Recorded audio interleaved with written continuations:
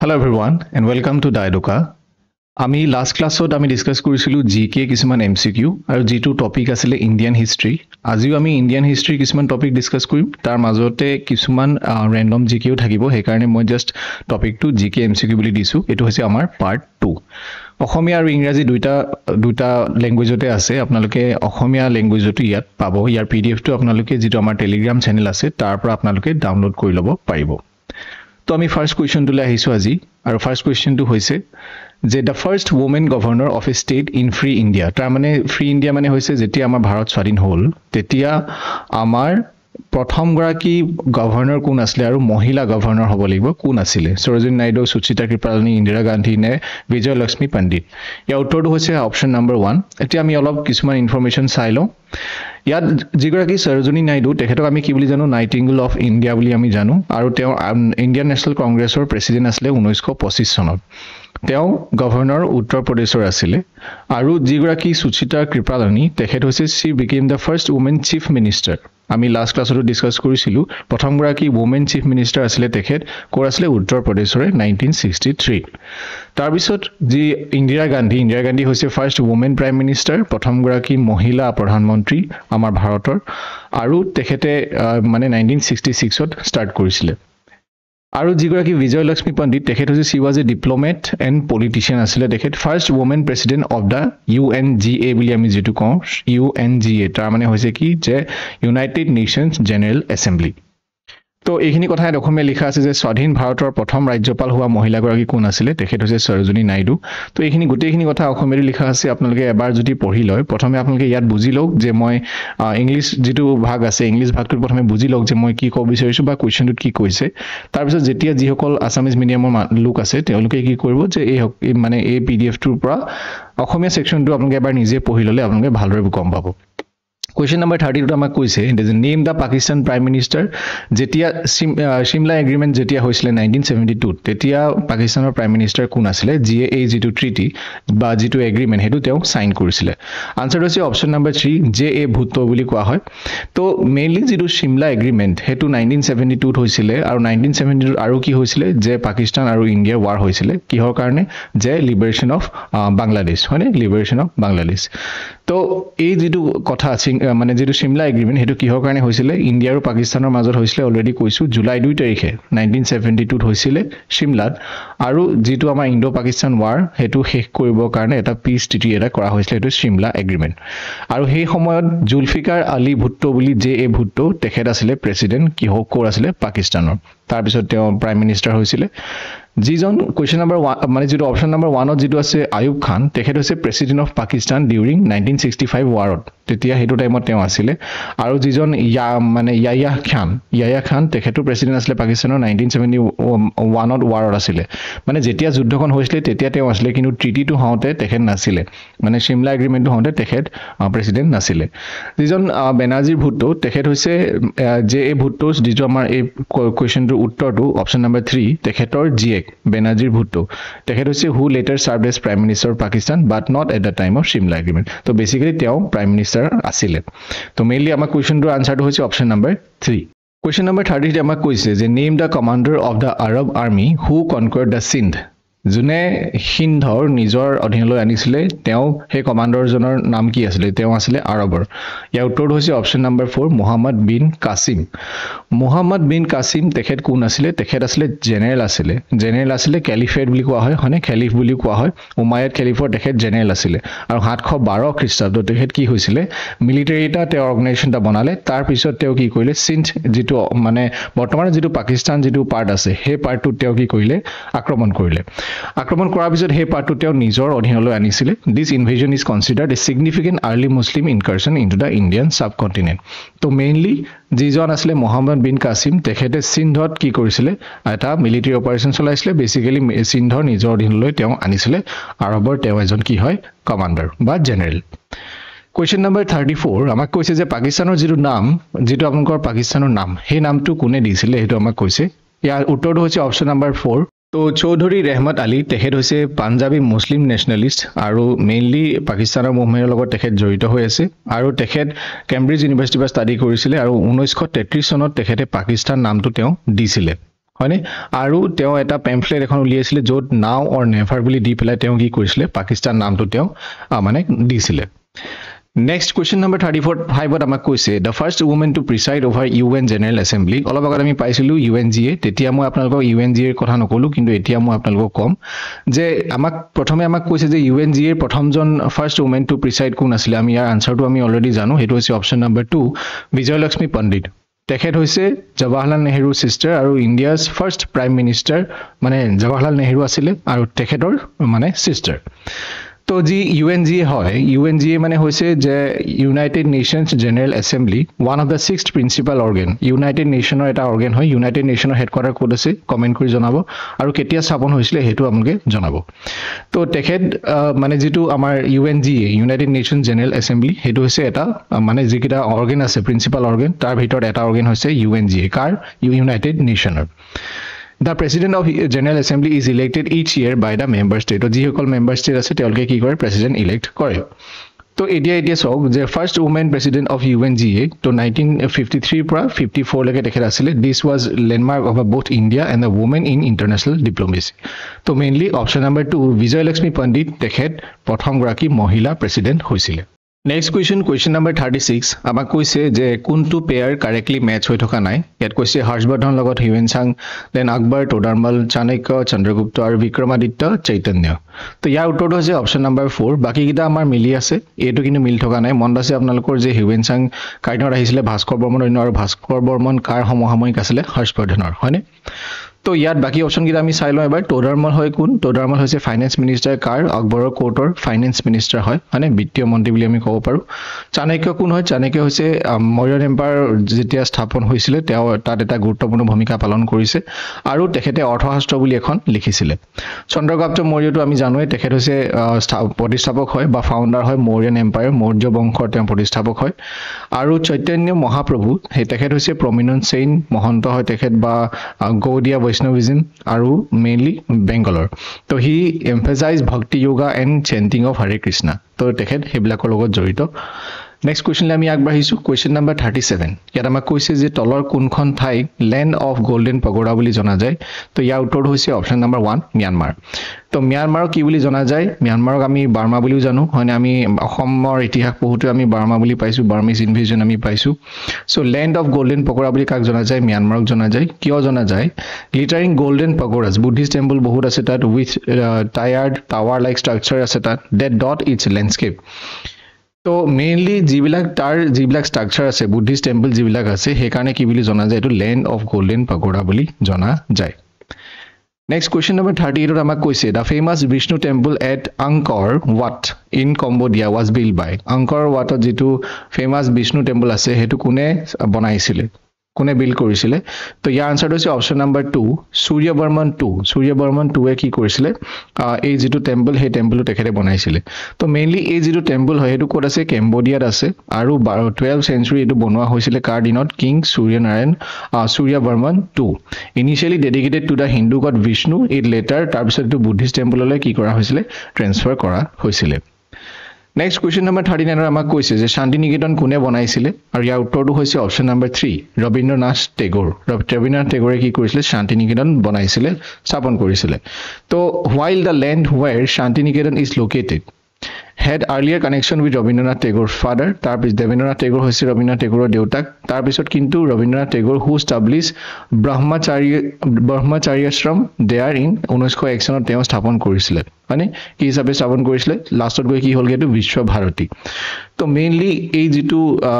যেটো শান্তি নিকেতন হেতু বনোৱাৰ উদ্দেশ্যটো হৈছে educational institution that blended eastern and western ফিলসফিজ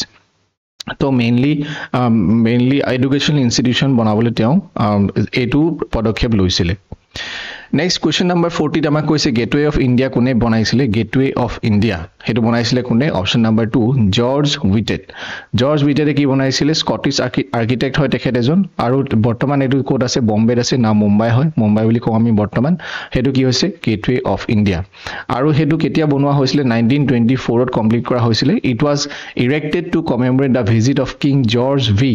queen Mary to Bombay in 1911 চনত তো 1911 চনত যেটো কিং জৰ্জ 5 আহিছিলে তেওঁৰ সেই দিনটো মানে তেওঁক ওয়েলকাম জনাবলৈ কি কৰিছিলে এইখন বনোৱা হৈছিল 1911 চনত আমি আৰু কি কৰিছিলো আমি আমাৰ ক্যাপিটালটো শিফট কৰিছিলো দিল্লীলৈ মানে আই হোপ আপোনালোকে এইবিলাক মনত আছে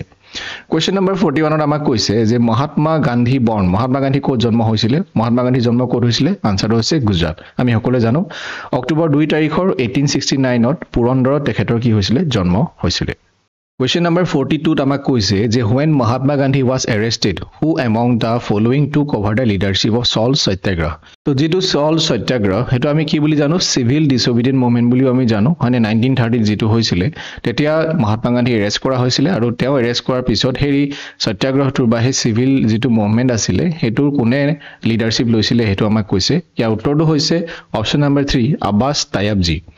তো মহাত্মা গান্ধী এৰেষ্ট হৈছিল 1930 চনৰ 5 মে তাৰিখে তাৰ পিছত যিজন তায়াবজি বুলি আমি জানো তেখেত হৈছে এজন লিডাৰ আৰু former chief justice of Baroda state তো তেখেতে মেইনলি এখন যেটো সল্ট সত্যাগ্ৰহ আছিল তাৰ লিডাৰশিপ তেওঁ লৈছিল Question number 43 আমাক কৈছে যে পূৰ্ণ স্বৰাজ লাগে বুলি আমি কেতিয়া কৈছিলো এই কোৱেশ্চনটো আহিছিল আপোনালোকৰ আসাম পুলিচ এসআই লাষ্ট যেটো এক্সাম হৈ গল তাত আহিছিল আপোনালোকৰ তো এইটো পূৰ্ণ স্বৰাজটো was accepted as the aim of the Congress কোনখন সেশনত তেওঁলোকে ডিক্লেয়াৰ কৰিছিল উত্তৰটো হৈছে অপচন নম্বৰ 4 লাহোৰ সেশনত তো লাহোৰ সেশন কোনে প্ৰেসিডেন্সি কৰিছিল 1929 চনৰ হৈছিল এটো 1929 ত জৱাহৰলাল নেহৰুৱে এটো প্ৰেসিডেন্সিপ কৰিছিল য'ত তেওঁলোকে কি কৰিলে পূৰ্ণ স্বৰাজ অৰ্থাৎ পূৰ্ণ মানে হৈছে কমপ্লিট স্বৰাজ মানে হৈছে ইন্ডিপেন্ডেন্স কমপ্লিট ইন্ডিপেন্ডেন্স তেওঁলোকে এটো পাস কৰিছিল যে তেওঁলোকৰ এটোৱে লক্ষ্য বুলি তেওঁলোকে কি কৰিছিল ডিক্লেয়াৰ কৰিছিল আৰু সেই কাৰণে আমি এই যেটো মানে যেটো 30 জানুৱাৰী এই দিনটো আমি কি হিচাপে পালন কৰি আহিছিলো ইন্ডিপেন্ডেন্স ডে হিচাপে তেতিয়াৰ পৰা তাৰপিছত আমি এটো চেঞ্জ কৰিলো তো তাৰ কথাও আমাৰ ওলাব যে আমি কিয় 15 আগষ্ট বুলি আমি চুজ কৰিলো আমি সেই তাৰিখটো কিয় আমি নিৰ্ধাৰণ কৰিলো তো কিন্তু এই কোৱেশ্চনটো আমাক কৈছে যে who was the leader of the Bardoli Satyagraha Bardoli সত্যাগ্ৰহৰ লিডাৰ কোন আছিল ইয়াৰ উত্তৰটো হৈছে অপচন নম্বৰ 3 সৰ্দাৰ বল্লভভাই পটেল সৰ্দাৰ বল্লভভাই পটেল তেখেতে এটা গুৰুত্বপূৰ্ণ ভূমিকা পালন কৰিছিল বাৰডলি সত্যাগ্ৰহ যেটো হৈছিল 1928 ত 1928 চনত গুজৰাটত হৈছিল His effective leadership and success of the movement mainly এই যেটো বাৰডলি সত্যাগ্ৰহ এটো তেওঁ যেতিয়া এটো কৰিলে যেতিয়া এটো সাকসেস হল হেতু হোৱাৰ পিছত তেওঁক এটা উপাধি দিয়া হৈছিল সৰ্দাৰ আমিটো ইনি তেখেতৰ নামটো যে বল্লভভাই পটেল কিন্তু সৰ্দাৰটো হৈছে তেখেতক এটা উপাধি দিয়া সৰ্দাৰ মানে হৈছে চিফ বা লিডাৰ বুলি আমি ক'ব পাৰো Next question number 45 ত আমাক কৈছে যে go back to the Vedas তাৰমানে আমি যিবিলাক বেদাৰ যেটো আমাৰ ভেদিক পিৰিয়ড বা আমি বেদলৈ আমি ঘূৰি যাব লাগে আমি বেদৰ পৰা জ্ঞান ল'ব লাগে ঋক বেদা সাম বেদা হয়নে তো সেই যেটো মানে শ্লোগানটো কোনে দিছিলে এটো আমাক কোনে দিছিলে অপচন নম্বৰ 4 দয়ানন্দ সৰস্বতী দিছিলে তো দয়ানন্দ সৰস্বতী হৈছে কোন যে আৰ্য সমাজৰ নাম আপোনালোকে শুনিছে আৰ্য সমাজৰ প্ৰতিষ্ঠাপক হৈছে কোন দয়ানন্দ সৰস্বতী এই হিন্দু ৰিফৰ্ম তেওঁ কৰিছিল যিবিলাক ৰিফৰ্ম আমি পঢ়ো মানে social reforms that আমি এটো পঢ়িবলৈ আমি পাও he advocated for a return to what he considered the pure and original teaching of the Vedas তো mainly হেতু সময়ৰ যিখিনি হিন্দু স্ক্ৰিপচাৰ্ছৰ প্ৰেক্টিসেস আছিল যিখিনি নীতি নিয়ম আছিল হেখিনি তেওঁ ৰিজেক্ট কৰিছিল আৰু তেওঁ কৈছিল যে আমি বেদত যেটো আছে ঋক বেদা সাম বেদা অথৰ্ব বেদা হয়নে তো হেই যজুৰ বেদা তো হেই বেদ গিখনত যেটো আছে আমি হেবিলাকৰ টিচিং লৈ আমি ঘূৰি যাব লাগে বুলি কৈছিল কোৱেশ্চন নম্বৰ 46 ত আমাক কৈছে যে নাওখালী বুলি এডখৰ জায়গা আছে কিন্তু কোড আছে ইয়াৰ উত্তৰটো হৈছে বাংলাদেশ অপচন নম্বৰ 2 তো নাওখালী হৈছে এখন ডিস্ট্ৰিক্ট এখন হৈছে বাংলাদেশৰ যেটো সাউথ ইষ্টৰ পাৰ্ট সাউথ ইষ্ট মানে কোনটো পাৰ্ট হ'ব সাউথ ইষ্ট এটো পাৰ্ট তো এই পাৰ্টটোলত কি আছে মানে নাওখালী জায়গাডখৰ আছে তো এই জায়গাডখৰ কিহৰ কাৰণে গম পোৱা যায় যে it's known for its coastal location coastal area হয়নে আৰু including events during partition of India টাইমটো এটোৱে মানে আমি এই কাৰণে এটো ফেমাস Question number 47 ত কৈছে যে মহাত্মা গান্ধী প্ৰথমবাৰ এৰেষ্ট হৈছিল ডিউৰিং সত্যাগ্ৰহ কেতিয়া হৈছিল যে মহাত্মা গান্ধীয়ে যেতিয়া সত্যাগ্ৰহ কৰিছিল তেতিয়া প্ৰথমবাৰ কাৰণে এৰেষ্ট কেতিয়া হৈছিল এটো হৈছে অপচন নম্বৰ 4 1917 ত 1917 চনত তেখেত প্ৰথমবাৰ এৰেষ্ট হৈছিল Gandhi's first arrest for his activism occurred in South Africa 1908 চনত এটো হৈছে এক্টিভিজমৰ কাৰণে হয়নে তেওঁ তাত যেটো প্ৰটেষ্ট কৰিছিল বা তেওঁ তাত যিবিলাক মুভমেন্ট চলাইছিল সাউথ আফ্ৰিকাত তাত সেইখিনি কাৰণে তেওঁ 1908 চনত তেখেতক কি কৰা হৈছিলে এৰেষ্ট কৰা হৈছিলে কিন্তু ইয়াত আমি যদি চাওঁ সত্যাগ্ৰহৰ কাৰণে হৈছে 1917 চনত তো সত্যাগ্ৰহ হৈ গ'ল বা হাংগাৰ ষ্ট্ৰাইক হৈ গ'ল সেইবিলাক হৈছে বেলেগ বেলেগ ৱে যেনেকৈ চাওক সত্যাগ্ৰহ কেতিয়া কৰিছিলে 1917 চনত কি হৈছিলে তেখেতে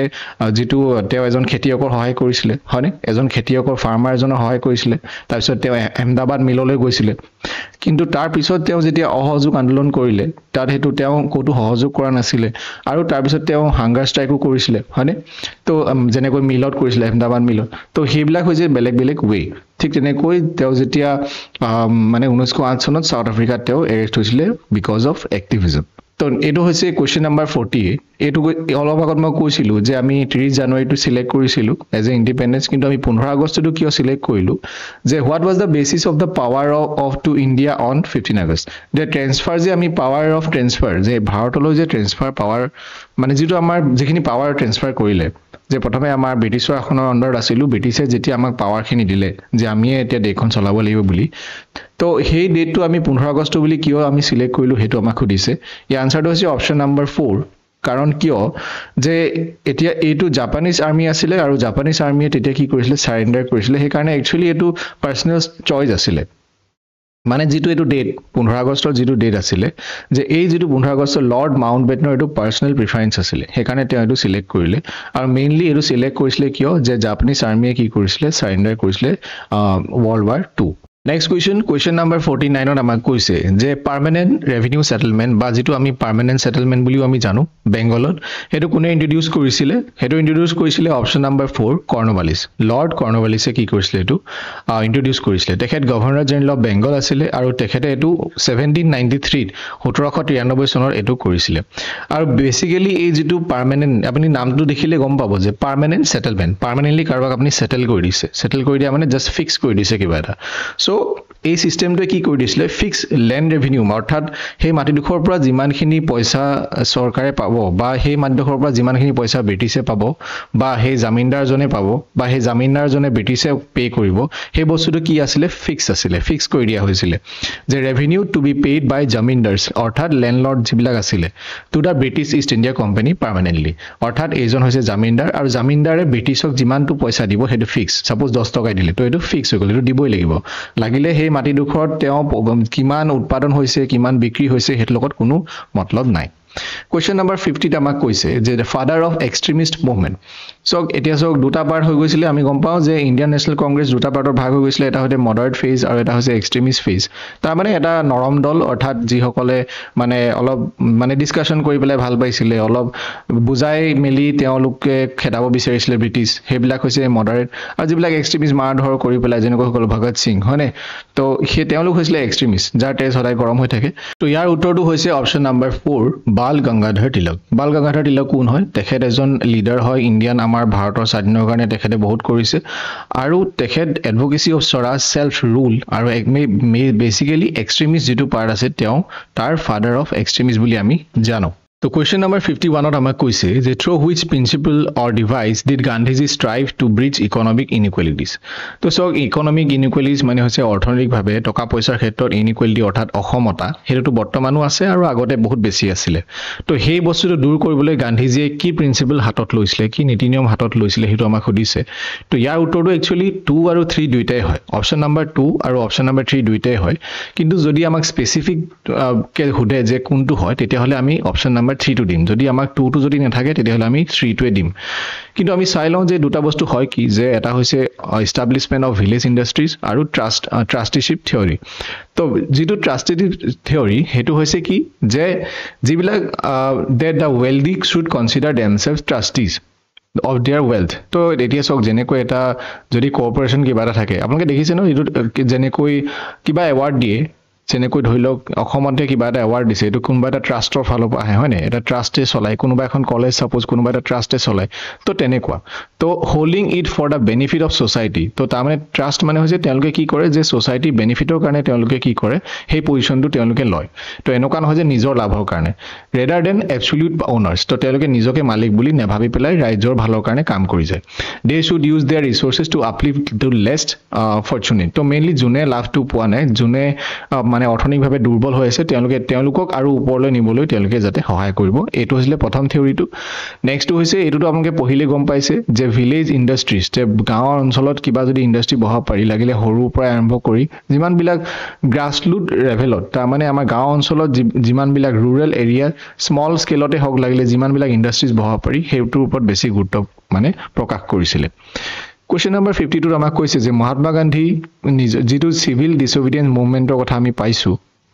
হেতু কৰিবলৈ তেওঁলোকে ইনস্পিৰেশন কৰবা পালে মহাত্মা গান্ধীৰ যেটো সাহস বা হেতু আমি তেওঁলোকে কৰবা পালে তো ইয়াৰ উত্তৰটো একচুয়ালি দুটা হয় এটা হৈছে অপচন নাম্বাৰ 1 আৰু এটা হৈছে অপচন নাম্বাৰ 4 তো এইটো সক যে এটো হৈছে ডেভিড থিওৰিৰ হনে তেওঁৰ পৰাও পাইছিলে যে তেওঁ এখন এছে আছিল civil disobedience profoundly influence Gandhi's philosophy তো কোনোবা এটা কাম কৰিবলৈ আপুনি কি হ'ব লাগিব কাৰবাৰ পৰা আপুনি মানে অলপ অনুপ্ৰাণিত হ'ব লাগিব হনে তো বেলেগৰ পৰা সাহস আপুনি পাব লাগিব ঠিক তেনেকৈ গান্ধী যে দুজনৰ পৰা পাইছিলে এজন হৈছে লিউ টলষ্টয় আৰু এজন হৈছে যিজন থৰেউ হেনৰি ডেভিড থৰেউ তো এখন তেওঁৰ যিখন এছে আছিল এজনৰ এখন ৰচনা আছিল সিভিল ডিসঅবিডিয়েন্স হেখনৰ পৰা তেওঁ অলপ উৎসাহ পালে আৰু the kingdom of god is within you আৰু ইয়াৰ পৰা যিটো এক্সপ্ৰেছন দিছিলে টলষ্টয় তাৰ পৰা তেওঁ এখন পালে তো ইয়াতে যে আপোনালোকে নামটো দেখিছে টলষ্টয় এইটো নামটো দেখিবলৈ আপোনালোকে ভাবিছে চাগৈ যে আপোনালোকে কৰবাত শুনিছে যে টলষ্টয় ফাৰ্ম বুলি এখন খুলিছিলে মহাত্মা গান্ধীয়ে তো এজনৰ নামতে তেওঁ কি কৰিছিলে এই ফাৰ্মখন খুলিছিলে বা কলনী এস্টাব্লিশ এ কোঅপাৰেটিভ কলনী সাউথ আফ্ৰিকাত Question number 53 ইয়াত কৈছে the first Indian selected for Indian civil services তো ইণ্ডিয়ান সিভিল সাৰ্ভিসেছৰ কাৰণে প্ৰথমজন ভাৰতীয় কাক সিলেক্ট কৰা হৈছিল অপচন নাম্বাৰ 1 টো আমাৰ শুদ্ধ উত্তৰ তেওঁ হৈছে সুৰেন্দ্ৰনাথ বেনাৰ্জী তেখেতক 1869 ত কি কৰা হৈছিল চুজ কৰা হৈছিল ইণ্ডিয়ান সিভিল সাৰ্ভিসেছৰ কাৰণে Question number 54 the system of communal electorate তাৰ মানে communal electorate মানে হৈছে যে কোনোবা এটা স্পেসিফিক কমিউনিটি যে কোনোবা এটা কমিউনিটি হেডখৰ জায়গাত ইলেকশন খেলিব পাৰিব তাত ভোট দিব পাৰিব সেই বস্তুটো প্ৰথমবাৰ কাৰণে মানে আমাৰ ভাৰতবৰ্ষত কেতিয়া ইন্ট্ৰোডিউস কৰা হৈছিল বা কাৰ দ্বাৰা ইন্ট্ৰোডিউস কৰা হৈছিল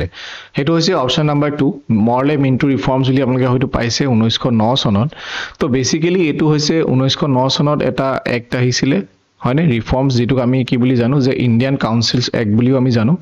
যেটোৱে কি দিছিলে সেপাৰেট ইলেক্টৰেটছ দিছিলে কেহৰ কাৰণে মুছলিম সকলৰ কাৰণে তো এটোৱে প্ৰথমবাৰ কাৰণে ইন্ট্ৰোডিউস কৰা হৈছিল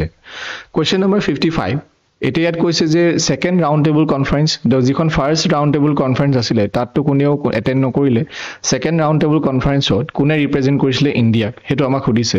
ইয়াৰ উত্তৰটো হৈছে অপচন নাম্বাৰ 3 সৰোজিনী নাইডুৰ কথা আমি অলৰেডি পঢ়িছো এখন কেতিয়া হৈছিল 1931 চনত হৈছিল সেকেন্ড ৰাউন্ড টেবল কনফাৰেন্স লণ্ডনত হৈছিল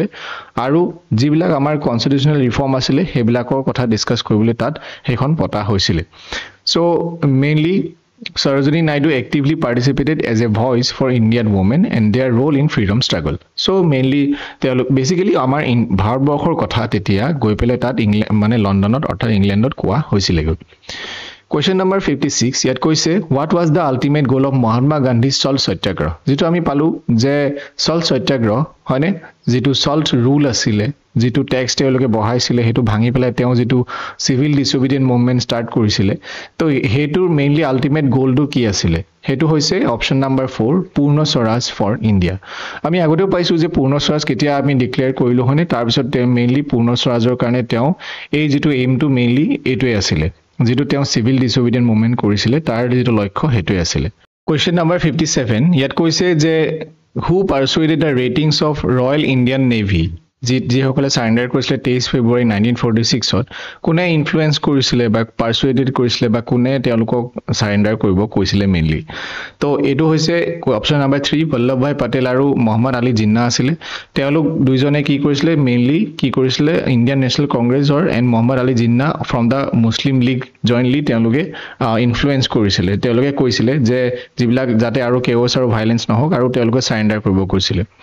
Question number 58 ত কৈছে যে সেপ্টেম্বৰ 20 তাৰিখে 1932 চনত মহাত্মা গান্ধীয়ে কি কৰিছিল এটা ফাষ্ট কৰিছিল জেলত এটা ফাষ্ট কৰিছিল অৰ্থাৎ তেওঁ অন্নখনত বহিছিল যাতে মানে নমৰালৈকে তেওঁ নেখায় যেতিয়ালৈকে মৰি অবভিয়াসলি মৰাৰ পিছত আৰু কি খাব তো মানলে তেওঁ একেবাৰে নেখায় আৰু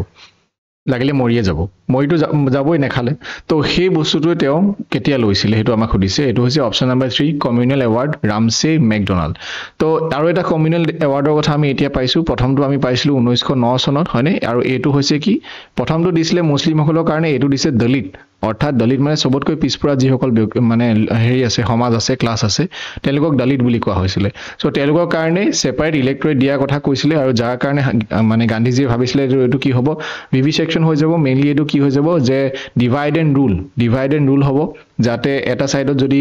এটা পাৰ্টত যদি কৈ দিয়া হয় যে তাতে দলিতহে উঠিব কিবা হ'ব তেতিয়াতো সব ভাগ হৈ যাব তো হেতু কাৰণে তেওঁ হেতু অন্নখনত বহিছিলে জেলৰ ভিতৰ তাৰ পিছত লাষ্টত গৈ হেতু কি হৈছিলে পুনা পেক্টত মানে পুনা পেক্ট হৈছিলে Next question number 59 yet koise in 1939 for the first time Gandhiji tried out his specific techniques control mass struggle in a native state he allowed a close associated office to lead a satyagraha who was he তো mainly 1939 ত প্ৰথমবাৰ কাৰণে গান্ধীজীয়ে কি কৰিছিলে কিছুমান বেলেগ technique use কৰিছিলে যাতে জীৱানবিলাক ষ্ট্ৰাগল হৈ আছে সেইবিলাক যাতে তেওঁ কন্ট্ৰোল কৰিব পাৰে আৰু এটা তেওঁ সত্যাগ্ৰহ এটা ষ্টাৰ্ট কৰিছিলে যাৰ লিডাৰ কোন আছিল হেতু আমাক সুধিছে আৰু হেতু হৈছে অপচন নাম্বাৰ 3 বল্লভ ভাই পটেল ইন ৰাজকোট সো ৰাজকোটত 1929 চনত কি হৈছিলে এটা মানে মহাত্মা গান্ধীয়ে চৰ্দাৰ বল্লভ ভাই পটেল পঠাইছিলে যাতে এটা তেওঁলোকে মুভমেন্ট তাত কৰিব পাৰে এখন প্ৰিন্সলি ষ্টেটত হয়নে যিখন মানে ব্ৰিটিছ ৰুলৰ আন্ডাৰ নাছিলে directly nasile to Patel successfully mobilized aru people of Rajkot against the rulers broken promises to mainly hetu successful hoisile hetu kotha koa hoise mainly tar leadership to kone loisile Vallabh Bhai Patel Question number 60 amak koise one time associate of Mahatma Gandhi broke off from him and launched a radical movement called self respect movement তো এটা movement start করা হয়েছিল মুভমেন্টৰ নাম হৈছে self ৰেসপেক্ট movement আৰু সেই মুভমেন্টটো কোনে start কৰিছিল হেতুৱে বেসিক্যালি আমাক সুধিছে ইয়াৰ উত্তৰ হৈছে অপচন নাম্বাৰ 3 ইভি ৰামাস্বামী নাইকাৰ তেখেতক আমি আলু কি বুলি জানো পেৰিয়াৰ বুলিও আমি জানো তেখেত ইনিশিয়ালি প্ৰথমে ইণ্ডিয়ান নেশনাল কংগ্ৰেছৰ মেম্বাৰো আছিল আৰু গান্ধীজি সাপোৰ্টাৰ আছিল কিন্তু পাছলৈ কি হৈ গল কিছুমান ডিসএগ্ৰিমেন্ট হল মাজত ময়মতালি হল যাৰ কাৰণে তেওঁ কি হৈ গল মানে সেপাৰেট হৈ গল তাৰ পিছত হি লঞ্চ কি কৰিলে সেলফ ৰেসপেক্ট মুভমেন্ট তামিলনাডুত তেওঁ কি কৰিছিলে স্টাৰ্ট কৰিছিলে তো এইখিনি আছিল আমাৰ নেক্সট 30টা কোৱেশ্চন যিখিনি আজি আমি ডিসকাস কৰিলো আই হোপ আমি আজি ডিসকাস কৰিলো আপোনালোকৰ ভালৰে বুজি পাইছে যদি কিবা বুজি পোৱা নাই তেতিয়াহলে আপোনালোকে কমেন্ট সেকশনটো ফ্ৰী আছে তাতে আপোনালোকে ক'ব পাৰে thank you for watching everyone আৰু যদি ভিডিওটো ভাল লাগিলে এটা লাইক আৰু সাবস্ক্ৰাইব কৰিবলৈ নাপাহৰিব good night and take care